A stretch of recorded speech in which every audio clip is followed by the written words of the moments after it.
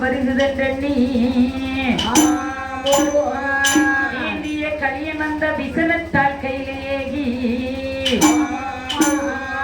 சான்றவர் தமக்காய் இந்த தரணியில் வந்த நியாயம் ஆண்டவர் அருளி செய்ய அடியால் நான் பாடலுற்றேன்.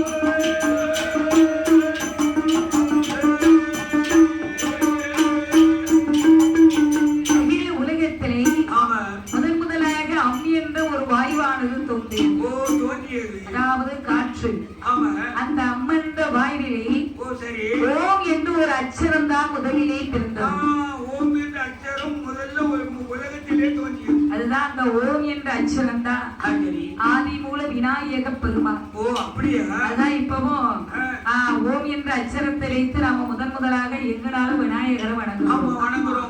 அப்படி ஓம் என்ற அச்சரத்திலே அந்த அச்சரத்திலிருந்து முதலாக ஒரு பெண்மகள் தான் பிறந்து வருகிறார்.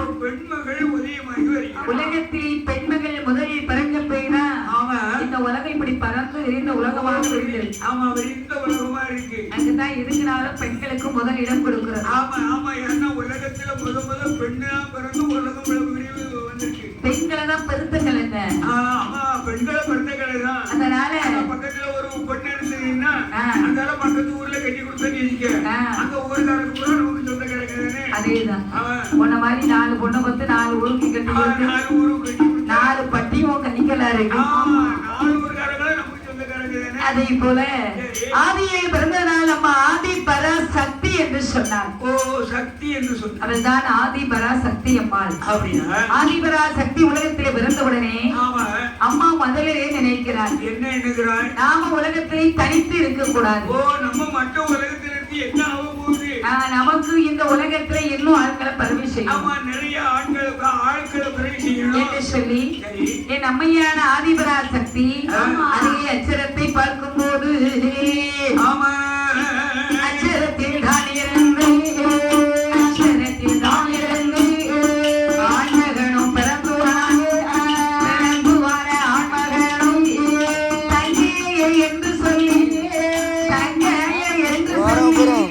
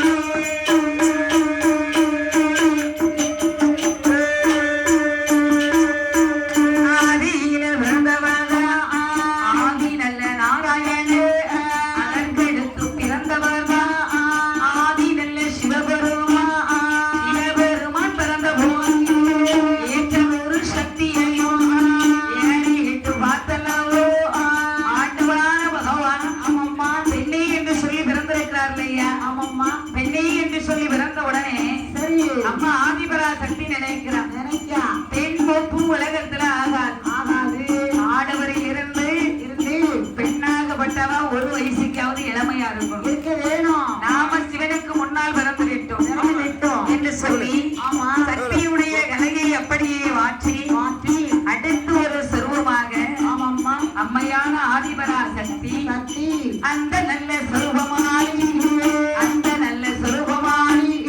அடுத்து ஒரு பெண்ணாக அம்மையவ பிறந்து வந்த வேளையில் சிவனாரு சக்தியுமா சிறப்புடனே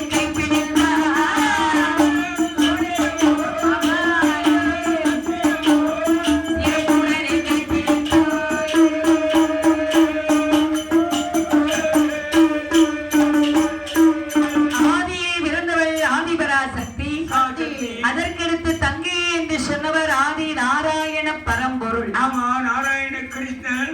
தங்கை என்று சொன்னதனால் அவர் தமையனானார். ஆமா, தமையனானார். இரண்டாவது பிறந்தவர் ஆதி சிவபெருமான். அங்கு பெண்ணை என்று பிறந்ததனால அக்கலையை மடக்கி அடுத்த ஒரு கலையாக சக்தியாக பிறந்து வருகிறார். பெண்ணை இருந்ததனால் பெருக்கமான கணவன் என்று வைத்தார். ஆமா, அங்கு சிவனும் சக்தியும் கைபிடிக்கும் போது சரி, கைலாசம் என்பது தானாக உருவாகியது. தானாகிய உருவாகிய கைலாசம். சிவனும் சக்தியும் சேரும் போது சிறந்த வெள்ளை கைலாசம் உருவாகியது. ஆமா, தன்னாலே உருவாகியது. ஆமா, அதுதான் அந்த கைலாசம். தானாகிய பொண்ணு வெள்ளை கைலாசம் என்பது தானாகிய பொண்ணு வெள்ளை கைலாச வலையிலே சரி தானே சிவனும் சக்தியும் அங்கு காட்சி கொடுத்த வந்திருக்க பெருமாளும் லட்சுமியாக திருப்பார் கடலில் பிறவி செய்து கடலிலே மாயவன் அங்கு அமர்ந்திருக்க பிரம்மாவை படைப்பதற்கு படைத்து சரி அங்கு படைக்கும் தொழிலானது பிரம்மா ஏற்ற உடனே ஆதிபரா சக்தியுடைய கலையை எங்கள் பிரம்மா திரும்பி பார்க்க சொல்லுகிறார். திரும்பி பார்க்க சொல்லுகிறார். முதலாக படைக்கும் தொழிலை ஏற்கும் போது படைப்பதற்காக அந்த சக்தியினுடைய கலையை பின்னால் பெண்கள் நடக்கும் போது ஆனா இருந்தாலும் பெண்ணா இருந்தாலும் நடக்கும் போது நிழல் பின்னால விடும். அந்த நிழலை திரும்பி பார்த்தாளாம். சக்தியாகப்பட்ட பாரதி திரும்பி பார்க்கும் போது பார்க்கும் அந்த நிழலிலே பாவை வந்து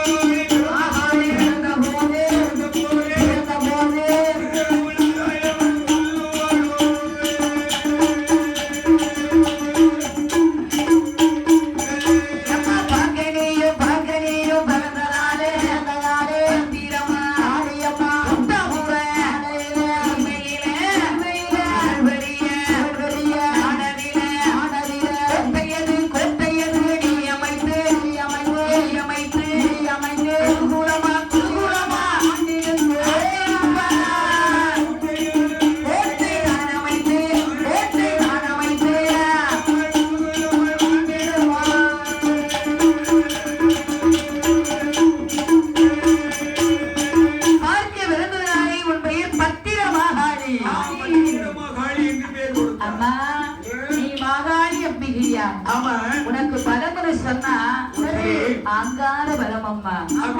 ஆணை போல் பலம் இருக்கும், பெண்ணை போல் திறமை இருக்கும். ஆமா இருக்கும் இருக்கும். அம்மா மாகாளி ஆணும் பெண்ணும் சேர்ந்து அனைத்து திரைமையும் பெற்றவள் அம்மை மாகாளி. இன்று மாகாளி அம்பிகைக்கு முட்டாபுர சீமையிலே சென்று புகழோடு கோட்டை போட்டு முதுகுலமான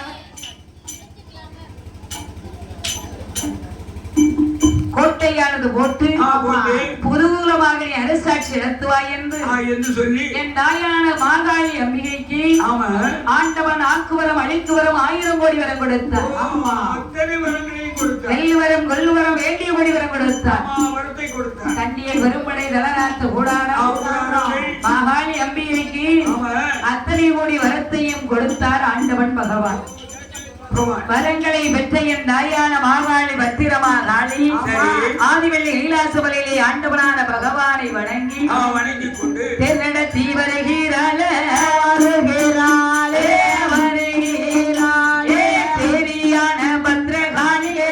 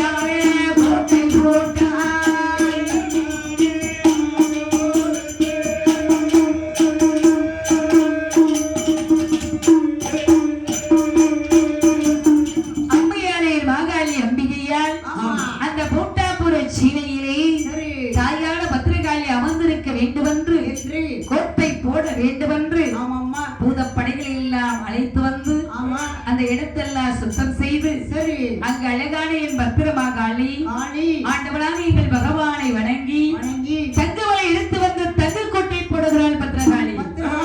வைரமலை எடுத்து வந்து வைரக்கோட்டை போடுறான். நவரத்ன மாணிக்க வைடூரிய முத்துக்கள் எடுத்து வந்து அங்கு நவரத்ன கோட்டை போட்டா மாகாளி.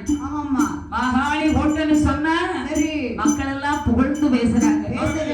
காளி ராஜ்யமன்னே கட்டூடு புவனம் எல்லாம் பேசுகிறாங்க. என் தாயான மாகாளி அம்பிகையால் அழகான அந்த புத்தாபுர சீமையிலே தங்க கோட்டை போட்டு தரடி வைத்து அரசாட்சி நடத்தி வருகிறார்.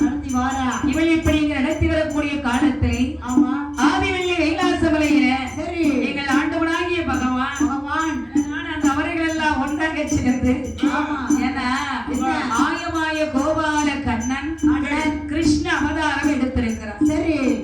கிருஷ்ண அவதாரம் எடுத்து அந்த மகாபாரத போரானதை நடத்தி பாரத யுத்தம் முடித்து தர்மருக்கு ராஜ்யத்தை மகிடமுடி சூட்டி அங்கு அந்த அவதாரத்தை தன்னுடைய உயிரை வேடுவனுடைய கையால் மாய்த்து அதாவது பூலோக அவதாரம் முடித்தான்.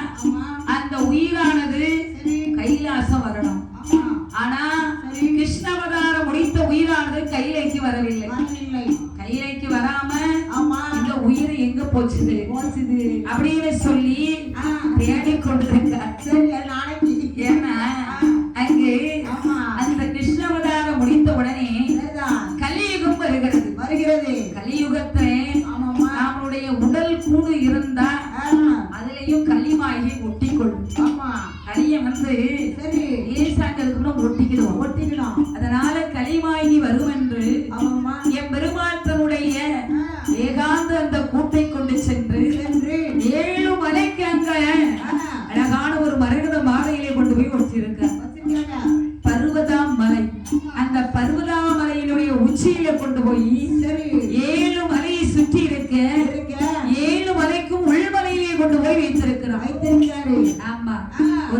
குகைக்குள்ளாக வைத்திருக்கிறார். ஆமா, தன்னுடைய உடல் கூட்டை கொண்டு போய் அங்க வைத்துவிட்டு சரி, என் பெருமாள் ஆமா, கிருஷ்ணாவதாரத்தை முடித்து அங்கிருந்து வருகிறார். ஆமா, அப்படி வரக்கூடிய நிலையில ஆமா, நமக்கு இந்த அழைத்தறி சபையிலே அன்பளிப்பு தந்த செல்வ சீமார்கள் யாரம்மா, யார் என்று சொன்னால் யாரு, அதாவது மதியம் அன்னதானம் வழங்கிய குடும்பம். மத்தியானம் எல்லாரும் நல்ல அறுசுவையோடு ஆமா, 2 வகை கூட்டு அவியல் பச்சடி கிச்சடி கிடையாதுமா, பச்சடி பெரிய அப்பளம் சாம்பார் ரசம் மோர் பாயாசம் மாபெரும் அன்னதானம்மா, மாபெரும் அன்னதானம். அன்னதானத்தை வழங்கிய குடும்பங்கள் யார் என்று சொன்னால் தெய்வத்திரு தங்கராஜ் நாடார் அவருடைய குடும்பங்கள். தெய்வத்திரு தங்கராஜ் நாடார் அன்னார் அவர்களுடைய துணைவியார் கஸ்தூரி பாப்பா அன்னார் அவர்களும் சந்திரா அன்னார் அவர்களும் அவருடைய குடும்பத்திலே உண்டான அனைத்து உறுப்பினர்கள். ஆமா, தங்கராஜ் நாடார் அவர்களுடைய மகன்கள் டி ராஜகுடி, டி வேல்முருகன், டி சுபாஷ், டி கணேசன், மருமகள்கள் செல்வக்கனி, ரூபா, வைகா, அனுஷியா. இந்த தங்கராஜ் நாடார் அவர்களுடைய பேரன் பேத்திகள் கஸ்தூரி ராஜசெல்வன், கலைச்செல்வி, மௌனிகா, தர்ஷிகா, ஜஸ்வந்த், ஜஸ் விக்னேஷ், ஜெய் விக்னேஷ், கபிஷா அனைவர்கள் ஒன்றாக சேர்ந்து மதிய வேளை அன்னதானத்தையும் நடத்தி அத்தோடு பாடுகிற கலைஞர்களுக்கு நம்ம அன்பளிப்பு கொடுத்தா தான் எல்லாரும் கொடுப்பாங்க. ஆமா, ஒருத்தர் கொடுத்தா தானே எல்லாத்துக்கும் கொடுக்கணும்னு என்ன வரும். ஆமா, கண்டிப்பா. ஆமா, அவங்களும் சேர்ந்து அவங்களோடு நம்மளும் கொடுக்கணும்னு என்ன எல்லாத்துக்கும் வருமுலாங்க. நம்ம ஊரை தேடி வந்திருக்காங்க வெள்ளுக்காரங்க, வந்து 2-3 நாள் ஆகுது, இந்த ஊர்லதான் இருக்காங்க. நம்மளும் கொடுக்க வேண்டும் என்று சொல்லி இந்த தெய்வத்திரு தங்கராஜ் நாடார் அவர்கள் குடும்பத்தார்கள் சார்பாக 700 லட்சம் பொன்னை கொண்டு வந்து நமக்கு சன்மானமாக தந்து ஆலயத்திலே நம்மளை கௌரவித்திருக்கிறார். அன்னார் அவர்களும் 705 5 ரூபாயை விட்டுட்டோம் பார்த்தீங்கன்னா 705 ரூபாயை கொண்டு வந்து இரு கரத்தினால அது குழந்தைகள் மூலமா கொடுத்திருக்காங்க. என்ன கள்ளமில்லாத உள்ளங்கிறது அதுதான் பாத்துக்கோ. கள்ளமில்லாத உள்ளத்துல கடவுள் வாழ்கிறார்.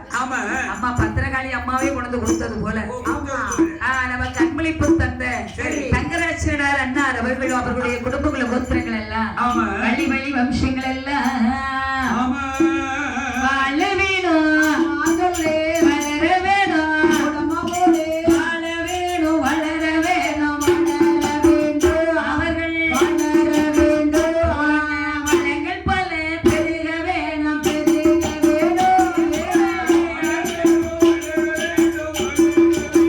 ஆமண்ணே சொல்லுண்ணே. ஆமா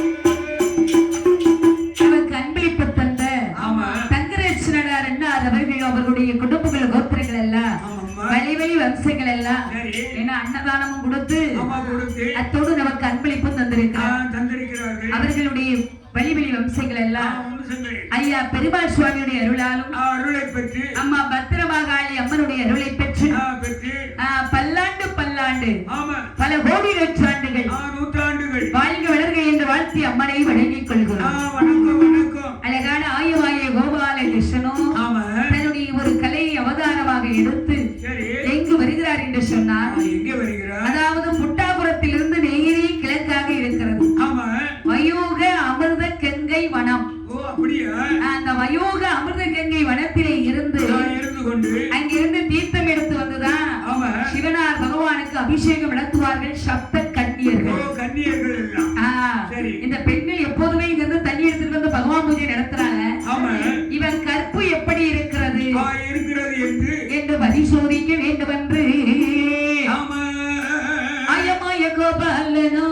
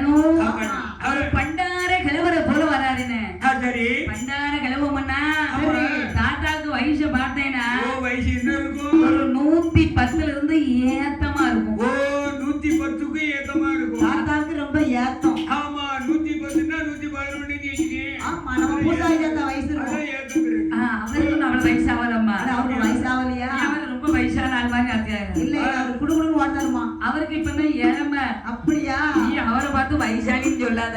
தாத்தா அண்ணம்லாம் சிரிக்காங்க அம்மா. அம்மா என்ன தாத்தாவுக்கு வயசு பார்த்தேன்னா சரி நடக்க முடியாத வயசு. ஓ தன்னான வயசு. ஆமா ஆமா கம்பூரியா நடக்க. தாத்தா 3 கால்ல நடக்காரு. வலது கால் ஒண்ணு இடது கால் ஒண்ணு 3 கால் ஒண்ணு. ஆமா பத்தியா தாத்தா தான் 3 காலோட வராரு. ஓ வருகிறாரு. தாத்தா கை எத்தனமா இருக்கு? தாத்தா கை 3. எப்படிமா 3 கை? வலது கை இடது கை வலது கை. ஓஹோ தாத்தாவுக்கு வேலையே இல்ல. தாத்தாவுக்கு இங்க வேலையே இல்ல. அம்மா தாத்தாவுக்கு காலுக்கு வேலை இல்ல கைக்கும் வேலை இல்ல. தாத்தா அப்படி பையா நடந்து வராரு. நடந்து வருகிறார். தாத்தாவுக்கு தோலுக்கும் நரம்புக்கும் அப்படியே சொந்தம் இல்லாம இழுக்கு. தாத்தா நடக்க நடைய பார்த்தேன்னா அதான் சொல்லுவாங்க வைஷாலி நடக்கும் போது வரப்புற போனா விழுந்துருவாரோன்னு இருக்குமா. இருக்கும். அப்படி தாத்தா நடந்து வாராரு. எங்க இந்த வயோக அமிர்த கங்கை வனத்து கடல் ஓரமா வாராரு. ஓரத்திலே வந்து கொண்டிருக்கிறார். எப்படி தாத்தா வந்து கொண்டிருக்கும் போது சப்த கன்னி பெண்கள் எல்லாம் என்ன செய்கிறார்? அவங்களும் நீராடணும்னு அந்த அதே அமிர்த கங்கைக்கு வராங்க. அதே கங்கைக்கே வருகிறார்கள்.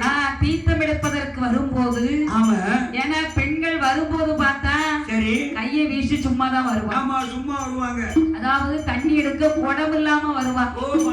கொண்டு வர மாட்டாங்க. கையை வீசி சும்மா வருவான்னு வித்தியாசமா நினைக்கிறாங்க. கையை வீசிக்கிட்டு வருவாங்க. சும்மா வரும்போது கையில குடம் எதுவும் கொண்டு வர மாட்டாங்க. கொண்டு வர மாட்டார்கள். வந்து அந்த ஆத்துக்குள்ள இறங்கி அவ ஆண்டவனை பெருமானை எண்ணி பூஜை செய்யும் போது சரி அவளுக்கு அந்த கங்கையை சுத்தும் போது குடமாக வரும். நாம அப்படியே கையை கொண்டு விரல கொண்டு சுத்தினா குடமாய் திறந்து கற்பின் மகிமையால் கையில் குடம் எடுப்பான். ஓ அப்படியே எடுத்து இடுப்புல வைப்பான். அந்த காலத்துல அப்படி எடுத்திருக்கா பாத்துக்க. எடுத்திருக்காங்க. இப்பவும் அப்படி இருந்ததுன்னா பிளாஸ்டிக் கூட எதுக்கு நேரத்துக்கு நேரம் போய் குழம்பி கடலை சுத்தி இல்ல ஆத்தவை சுத்தி ஒரு குடத்தை எடுத்துட்டு வந்துடலாம். இப்ப அதான் வீட்டுல குடமே தேவையில்லை. இப்ப யார் வீட்டுல குடம் வச்சிருக்கா? வீட்டுல நல்லி இருக்க குடம் இருக்கு. ஆமா குடிக்கணும்னா நல்லியை திரிக்கிட்டு குடிச்சுக்கலாம். ஆமா கை கழுவுனா நல்லியை திரிக்கிட்டு கழுவிக்கலாம். அப்ப தண்ணி எடுக்க குடம் தேவைப்படல. இப்ப தண்ணி எடுக்க குடமே யாரு வீட்லயும் தேவையில்லை. இன்னும் கொஞ்ச நாளையில குடம்னு ஒண்ணு இருந்துதாங்க கூடிய நிலைமைக்கு போயிடும் பாத்துக்க. வந்துரும். அந்த காலத்துல அப்படி கையை சுத்தி குடம் எடுத்திருக்கா. ஓ சரிதான். இப்பவும் சில வீட்டுல குடம் இருக்குன்னா எதுக்கு இருக்கு தெரியுமா? ஒருவேளை நாளை கழிச்சு தண்ணி விட மாட்டாங்கிறதுக்காக தான் குடம் வச்சிருக்காங்க. இப்ப அதுக்கும் போர் போட்டு வீட்டுல பில்டர் தண்ணி மாட்டியாச்சு.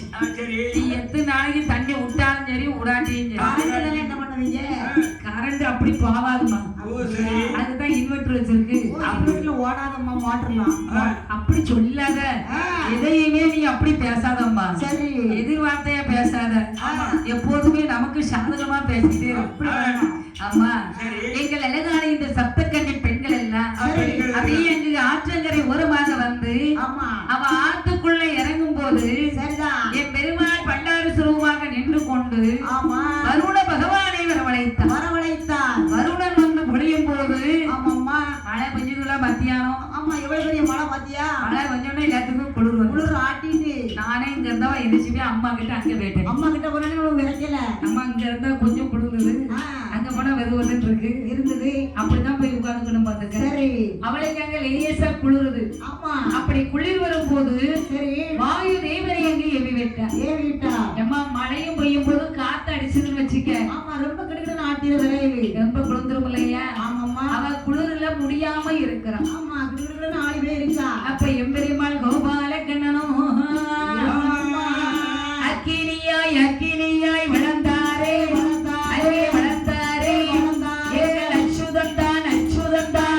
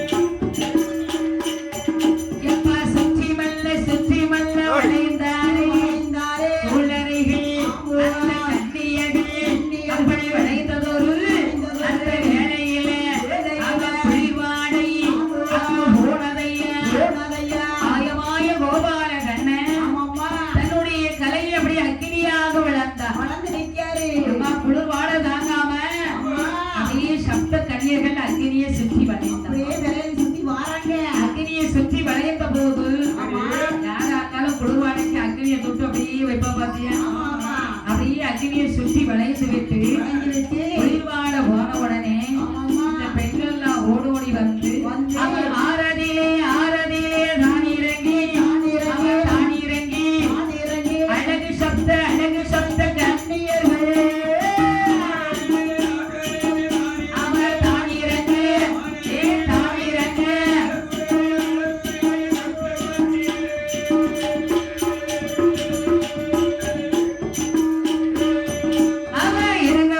இறங்கமல்ல வாகும் போது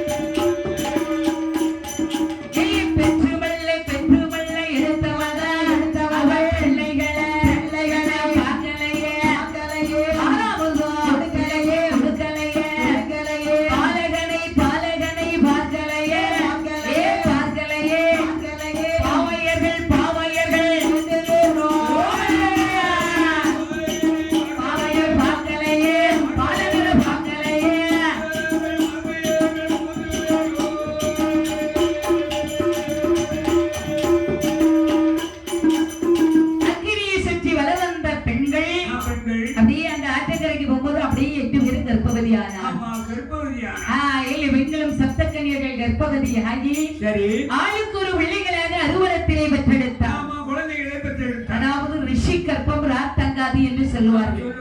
அதுபோல ஆளுக்கு ஒரு பிள்ளைகளை பெற்றெடுத்து எடுத்து பிள்ளைகளை பெற்றா பிள்ளைங்க ஆம்பளை பிள்ளைங்க. ஆமா, பூரா ஆம்பளை பிள்ளை. பிள்ளைகளை பெற்றெடுத்தவ பிள்ளை முகம் பார்க்கவில்லை, பாலாமிர்தம் கொடுக்கவில்லை, பிள்ளையை தொட்டு எடுக்கல, பெற்றதுக்கு ஒரு மொத்தம் கூட கொடுக்கல,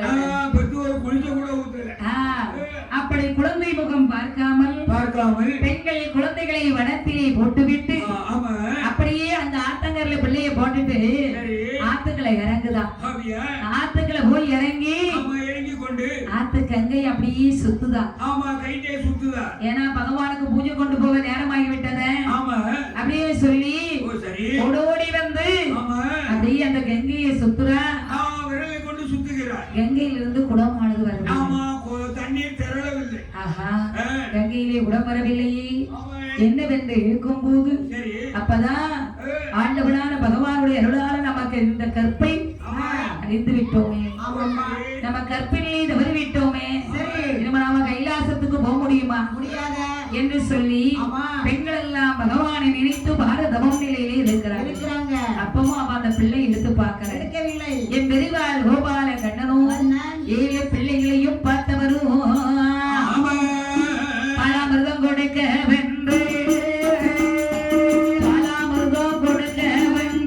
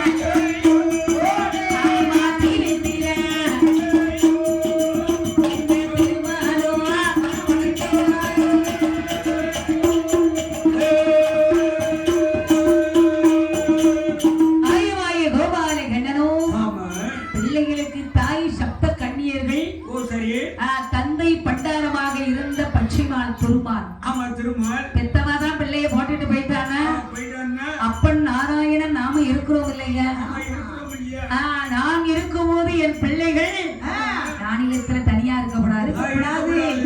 அம்மா இல்ல அப்ப பிள்ளை வளர்ப்பேன், கண்டிப்பா வளர்க்கணும் அப்படின்னு சொல்லி வந்து மலை குகையிலே பிள்ளைகளை வைத்துக் கொண்டு தெய்வ லோகத்தில் இருந்து தெய்வேந்திரன் பசுக்கள் மேய்ச்சலுக்கு வரும்.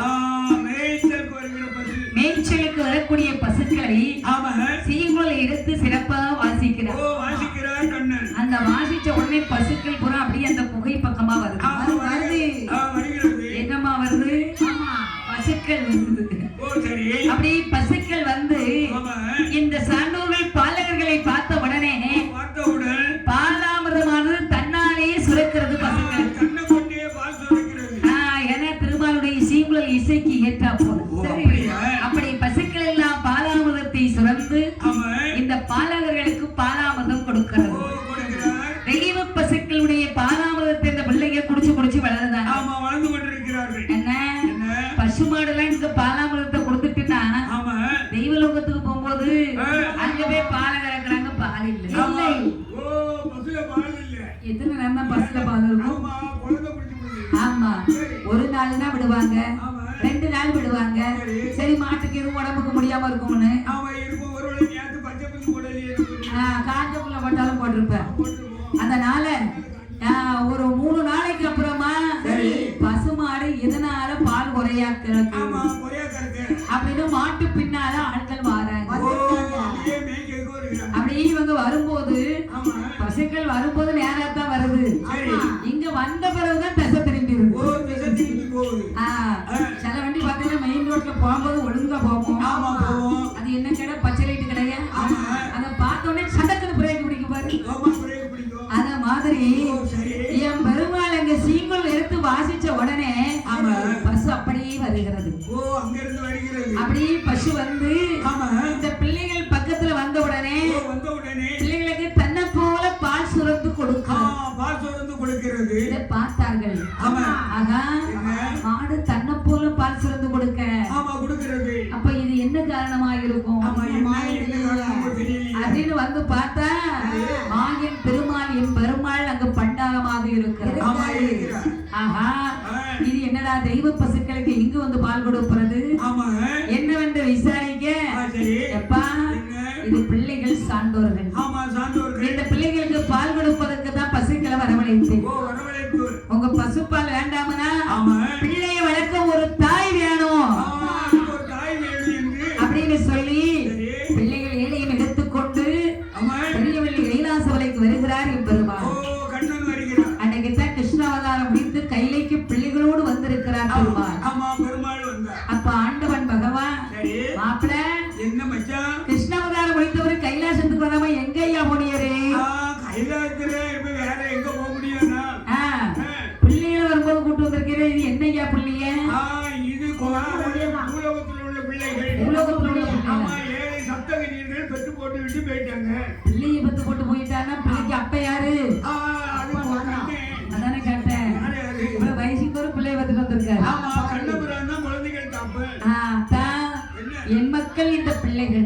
ஆமா என் மக்களை வளர்ப்பதற்கு ஏற்ற ஒரு தாய் பார்க்க வேண்டும். தாய் வேணும். தாய் வேணும்னா யார பார்க்கலாம்? யார் பார்க்கலாம்? உலகத்துல பிள்ளைகள் வளர்க்கணும்னா தாயால மட்டும்தான் முடியும். பார்க்க முடியும். அதை நிரூபிக்கிறதுக்கு தான் இன்னைக்கு என் பெருமாள் அம்மையை அழைக்க போறேன். ஓ அப்படியா? தாயை வளர்க்கணும்னா என் தங்கச்சி இருக்கா மாகாளி அம்பிகையா. பூட்டாபுரத்துல இருக்காள என் தங்கை பத்திரமாகாளி. அவளுக்கு முதல்ல அறிக்கை கொடு. அண்ணன் அங்க அறிக்கை கொடுத்த உடனே அண்ணா மாகாளி தேரி வருகிறாள் தேவவள்ளி கைலாசம். அண்ணா என்ன அழைத்ததன் காரணம் என்ன? தேவரெல்லாம் சேர்ந்து தேவ ரகசியங்கள் பேசுவது போல் எல்லோரும் ஒற்றமாக திருச்சபையில் இருக்கிறார்கள். அன்னை மாகாளி வந்த உடனே அம்மா தங்கையே அண்ணன் பெற்ற பிள்ளைகள் 7 பிள்ளைகள் இருக்கிறார்கள். இவங்க சப்த கன்னியர்கள் பெற்ற பிள்ளைகள். 7 பிள்ளைகளையும் வளர்க்க தாய் இல்ல. அதனால 7 பிள்ளையும் என் தங்கச்சி நீ வளர்க்கணும்னு உன்னை கூப்பிட்டேன். அண்ணா நான் இதுவரை பிள்ளைய வளர்த்தது தெரியாது. எனக்கு பிள்ளை எப்படி வளர்க்கணும்னு தெரியாது. இருந்தாலும் அண்ணன் பிள்ளை முடியாதுன்னு சொல்ல முடியாது. கண்டிப்பா முடியுமில்ல? நீ சொல்லும் போது அண்ணா வளர்த்துருது. ஆனா அண்ணன் பெற்ற பிள்ளைகளுக்கு பேர் கொடுத்து நீத்தான். பேர் கொடுத்துதான் உன் பிள்ளைய நான் ஏழை வளர்க்கிறேன்.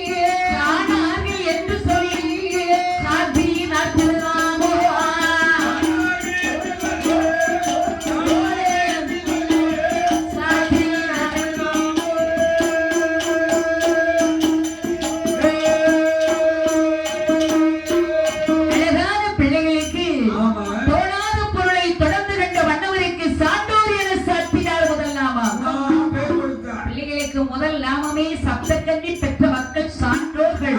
சான்றோர்கள். அதுதான் இப்பவும் எங்கனாலும் சான்றோர் என்ற பெயர். ஆமா. அதுக்கடுத்து பாத்தீங்கன்னா சாணார்கள் என்று பெயர் நாமம் சொன்னார்.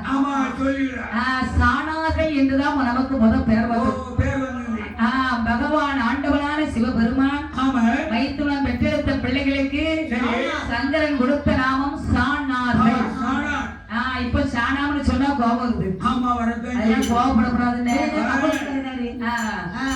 சாணார்கள் என்று பெயர் நாமம் கொடுத்தார். அங்கு வெள்ளாடை வேந்தன் என்றும் வெள்ளை முடி வேந்தன் என்றும் தருமகுல மன்னன் என்றும் பொறுப்பு முடி மன்னன் என்றும் பிள்ளைகளுக்கு இப்படி ஒவ்வொரு பேரா. ஏன்னா தேவன் திருச்சபையில் ஐயா எல்லாரும் ஆளுக்கு ஒரு பேர் கொடுக்குறாங்க.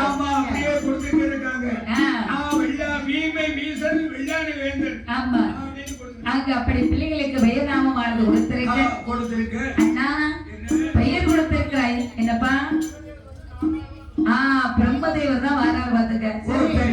இந்த பிள்ளைகளுக்கு நாராயணன் பெற்ற பிள்ளைகளுக்கு நாடாழ்வார் அப்படின்னு அவர் தான் பெயர் கொடுத்திருக்கார். நாடாழ்வார். இவங்க நாடாழ்வார்கள் அப்படின்னு பெயர் கொடுத்தார். அன்னைக்கு கொடுத்த பெயர் தான் இன்னைக்கு எல்லாத்துக்கும் உலகமெல்லாம் பெயர் விளங்கி கொண்டு இருக்கிறது. நாடார்கள். அன்று நாடாழ்வார்னு கொடுத்தாங்க. இன்னைக்கு நம்ம நாடார்னு அதை மாத்திக்கிட்டோம். அங்கே இப்படி பெயர் நாமத்தை கொடுத்த உடனே நான் பிள்ளைங்களுக்கு பெயர் நாமத்தெல்லாம் கொடுத்துட்டேன். நான் பிள்ளைகளை கொண்டு போறேன். பிள்ளைங்களுக்கு சாப்பாடு எப்படி கொடுக்கணும்